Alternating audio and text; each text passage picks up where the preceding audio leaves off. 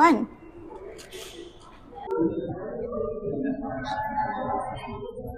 Kak Siti dari mana? Baru habis kerja ni.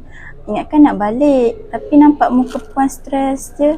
Tu yang singgah tu. Ni saya tengah tengok student saya ni, si budak dia ni video untuk projek final year dia. Saya ada dengar yang student yang buat projek dekat bilik kosong tu. Tapi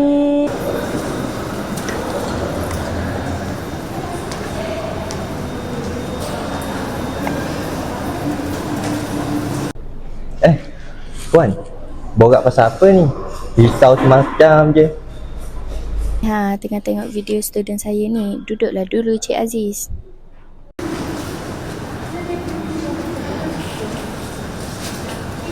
Puan, bukan ke student Puan nama Daniel yang last year tu? Ya, betul lah tu Puan.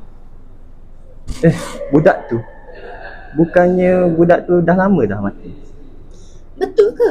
Ya Puan, dia meninggal sebab dalam bilik tu terdengar bunyi macam diri dia sendiri. Tapi saya sendiri yang serahkan projek ni kepada dia. Kejap Puan. Tapi hari tu ada student yang bagi kamera tu dekat saya.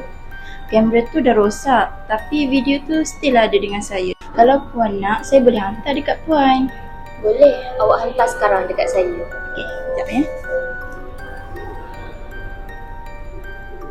Saya dah hantar dah dekat Puan. Cuba tengok.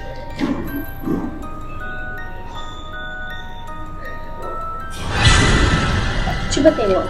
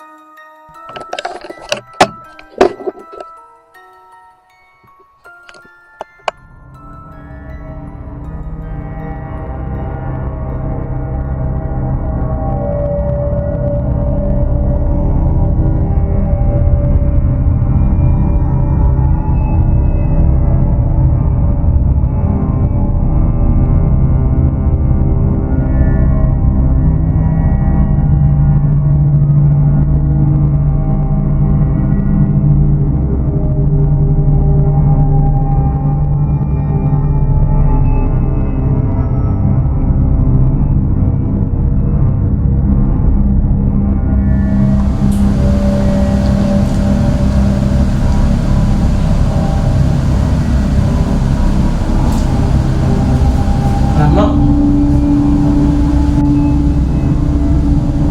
Tak ada. Habis tu kena buat apa tadi?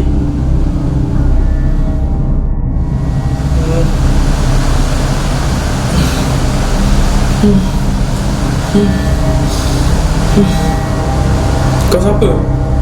Kenapa muka kau sama dengan muka aku? Kau tanya siapa aku? Aku Daniel. Aku adalah kau. Kau adalah aku. Jangan ganggu aku. Apa salah aku? Jangan ganggu aku. Aku ganggu kau.